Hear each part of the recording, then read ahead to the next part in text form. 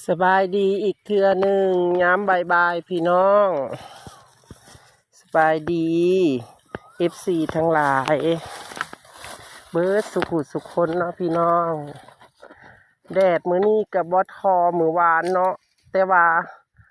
มันก็เป็นแดดเผาเตามันบ่แดดจ้าคือมื้อวานเนาะมันเป็นอึมครึมเป็นมีลมพร้อมพี่น้องก็ยังดีเป็นครึมเครือไทยว่าเนาะมื้อนี้เฮากลับมาเลี้ยงคือเก่าเมืองน้ำผลน่ะกลับคืนมันค่ำแล้วมันสิบ่ายสามแล้วกลับคืนพาลูกพาเต้ากลับคืน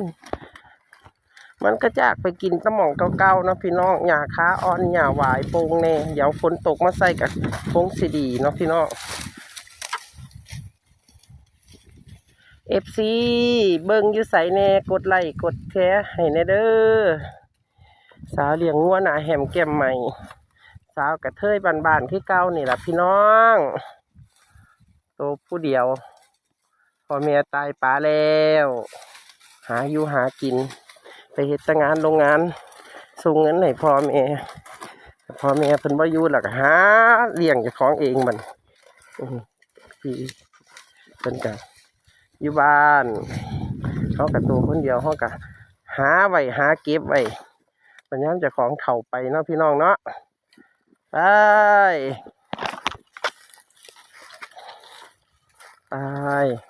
ไปทยอยไปเข้าเพิ่นนะนวลมึงเด้อมันสิไปเข้าเพิ่นเด้อพี่น้อง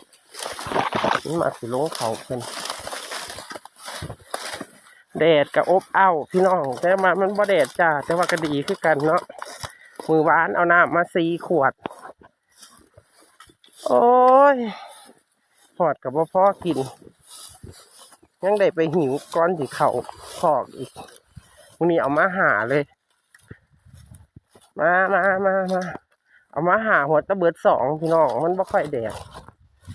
มาเร็วริมไก่เขาต้องระวังนะพี่น้องชีวิตเลี้ยงวัวมีฝนตกมากก็จะเกิดให้ดีน้าบากระเจ้าบ่เห็นนะ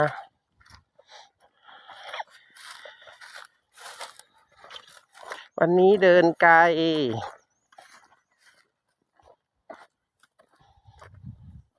คุยหนูก็หลายตะกี้กินอยู่ได้พี่น้องหนูก็ได้เดี๋ยวนี้เช้ากินละแต่ว่าได้อยู่กับพ่อกับแม่น่ะก็เช้ากินแต่ผักแต่แจวย่านเป็นเบาหวานพ่อแม่ก็เป็นพ่อก็เป็นความดันแม่ก็เป็นเบาหวานกินแต่แจวแต่ต้มแต่มันโดนเทียเดี๋ยวนี้ไม่ค่อยกินข้าวเหนียวแล้วพี่น้องกินข้าวเจ้าก็กินไปจังสิแล้วอยากมาเลี้ยงงัวบ่พี่น้องม่วนเด้แต่ว่าต้องคนใจหมักเท่านั้นเนาะของแนวโมนี่ใจไม่รักเลี้ยงไม่ได้นะจ๊ะเลี้ยงได้แป๊บเดียวก็ขายทิ้งจ้าบ่นอย่างนั้นอย่างนี้เมียจ้าเขาเพิ่นอยู่ไกลๆพี่น้องเพิ่นว่านเขาคือเพิ่นว่านกานี่ครับพวกแก้วว่าบ่เพิ่นว่านเขาคือเพิ่นว่านกานี่ครับพี่น้องเว้ยทางอำเภอยังตลาดลาวยังตลาดเห็ดนะว่านเขาคือว่านกาและดกดำได้ด้วยโอ้ว่านอย่างทีค่ะทีเนี่ยงัวมันได้กินพี่น้องมันเนี่ยแดนไส้เลยคุณน่ะยามแรงใกล้เขาคอกแล้วพี่น้องใกล้บ่าย3แล้ววันนี้เข้าตะวันไปริมก่อนบดดี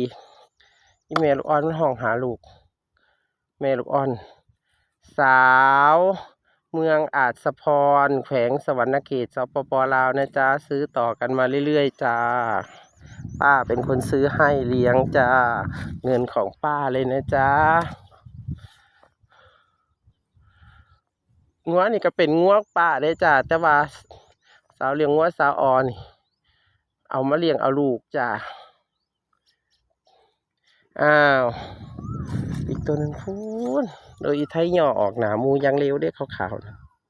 กินหญ้าย่างดีแต่ว่าหังเร็วเลนเส้เขาเป็นสาวหย่อนะจ๊ะเนาะ สาวหยอดสาวกระเลิงสาวไทยกระเลิงเฮ็ดจังใดก็ได้พะนะบักล่าพะนะเอิ้นลูกเพิ่นบ่เว้าธรรมดาเพิ่นเว้ามีทำนองมีตรงโตยมีกระเลิงกระเลงของเพิ่นเว้าเร็วๆหันอวยเด้อบุญเด้ออวยไปทั้งพุ่นโอ้ยสิลงมาแล้วพี่น้องเห็นหมู่แม่ใหญ่อยู่นี่มื้อนี้ไปกินม้าไก่พี่น้องพูนไปดงทั้งพุ่นทั้งบ้านดอนยุงพุ่นพี่น้องเบิ่งอยู่ไสแน่ซอยบอกแน่พี่น้องพ่อแม่พี่น้องเบิ่งอยู่ไสแน่เห็นคลิปของหล่าสาวเลี้ยงว่าหน้าแหมแก้มใหม่กระเทยน้อยกระเทยมาหน่อยดอกก็39 ปีแล้วล่ะกระเทยเฒ่าเนี่ยจ้า อันเลี้ยงงัวนี่ล่ะจ้าบ่มีครูมีแฟนน้ำเพิ่นดอกอยู่ไสบอกแน่เด้อจ้าพิมพ์บอกแน่ว่าเบิ่งอยู่ประเทศใดแน่ทั่วโลกเด้อจ้าเปิดค่ามองเห็นสาธารณะส่องสิว่านางอายพะนะรูปอันนั้นก็รูปโตตนที่แท้จริงของอันนางอายหรือสาวอนะค่ะเนาะสาวเลี้ยงงัวหน้าแหมแก้มใหม่งัวน้อยก็กินนมแม่ล่ะหีดนมแม่จนว่าจ้อยบางทีก็หลายเพราะเลี้ยงในดงพี่น้องหน้าฝนแห้งคักปกติแล้วเนาะ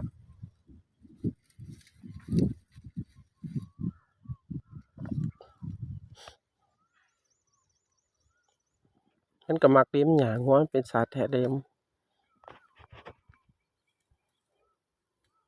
เดี๋ยวก็ไปกินน้ำแล้วก็เข้าคอกเลยมื้อวานเข้าคอกค่ำแน่4 โมงกว่า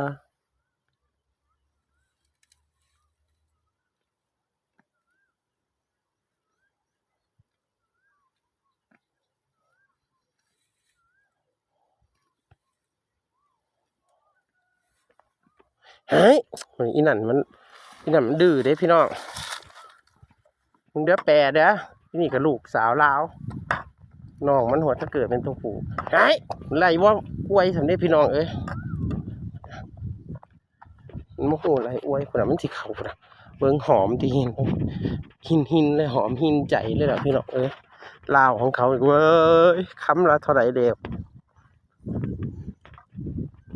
เนี่ยเลี้ยวไทยได้หนาแด่นลูกอีนั่นล่ะพี่น้องลูกอีมันออกลูกไม่ลูกตัวที่สองมันหัวลาว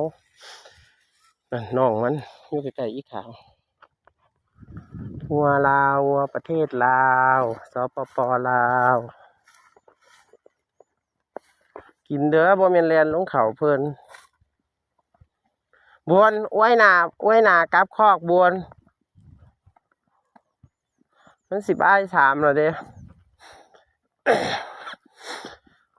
บ่กลับคืนไปเด้มันคำ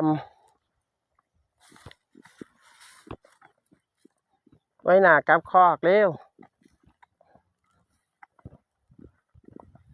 ไว้หน้ากลับเร็วอื่นมากินไม่ไปไว้กลับครับไว้ไปครับไว้ปีนแล้วปีนพูนไปน้ำเขาฝุ่นเห็นว่าฝุ่นเขากินอยู่ฝุ่นไปพาหมูไปอีดำพาลูกกลับดำอวยนี่ขันได้กินก็กินบ่เบิ่งฝ่าเบิ่งไฟได้นี่ก็ได้ขันบ่ได้กินก็ยางขันสิบ่กินวาดสิบ่กินอาโกยไปอวยเดี๋ยวมันโจกกินหญ้าหวายพี่น้องมันมักหัวมันมักเล็มว่าจังหนึ่งเล็มบ่เป็นเด้พี่น้องซุ้มหมู่หนึ่งเพิ่นเลี้ยงใกล้ๆกันนี่เพิ่นผูกย่างเดี๋ยวงัวงามเพิ่นน่ะบัดพอปล่อยเดี๋ยวพี่น้องมันเนี่ยเอายางแคทบอกแข่งกันกินหญ้ากับพ่อเป็นแต่ว่าของลูกหลานกินได้พี่น้องอ๋อเขาบ่ได้ลามเนาะยางน้ำก้นมันตลอดมันก็กินนั่นแหละว่ากินมันก็ตายไหมพี่น้องมันก็ต้องกินเด้อย่างมันก็ต้องกินมีตัวใดขึ้นอีกเนาะตัวผู้ดมนั่นดมนี่ดูมีโตขึ้นอีกได้นี่มีกับไว้ได้นี่เผลอบ่ได้ได้นี่เผลอเลยย่างสงกแมงพงมาใส่เขาเลย วายขั้นกินนี่บ่ได้มาเลี้ยงข้างนี้เด้อดำเด้อสาว101ได้นี่ก็ได้อำเภอเมืองอู้น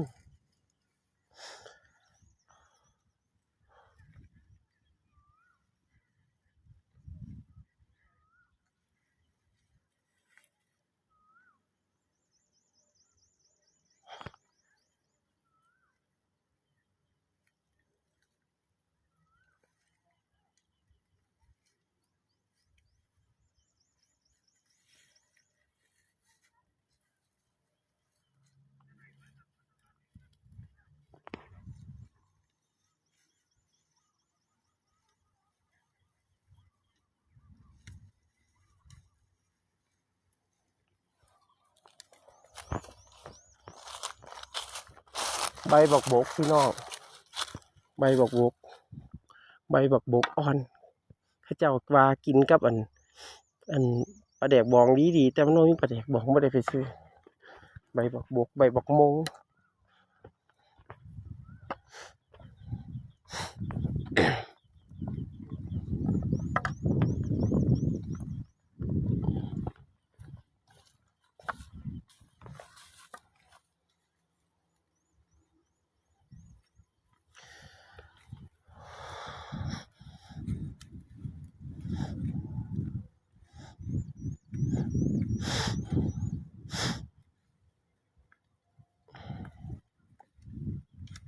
มันกระโจกกินหญ้าจังซี่พี่น้อง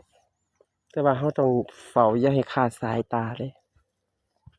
รับปุ๊บแลนลงเขาปับเลยเด่น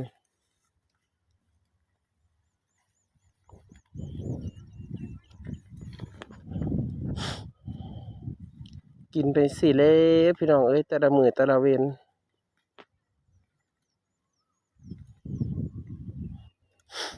เขาบ่มีฟางเลยเด้พี่น้องบ่มีฟางบ่ได้เกี่ยวหญ้าอีหยังเลยนอกจากว่าติดธุระเขาจังไปขอย้อนซื้อน้ำเพิ่น3ก้อน100 4ก้อน100ว่าไป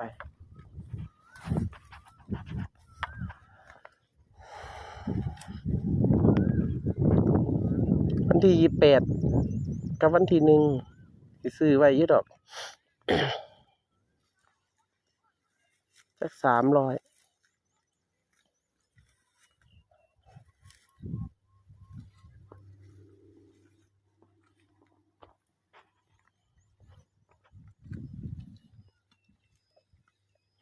เที่ยงสิแล้วพี่น้องแต่ละมื้อแต่ละเว้นของสาวเลี้ยงงัวหน้าแหมแก้มใหม่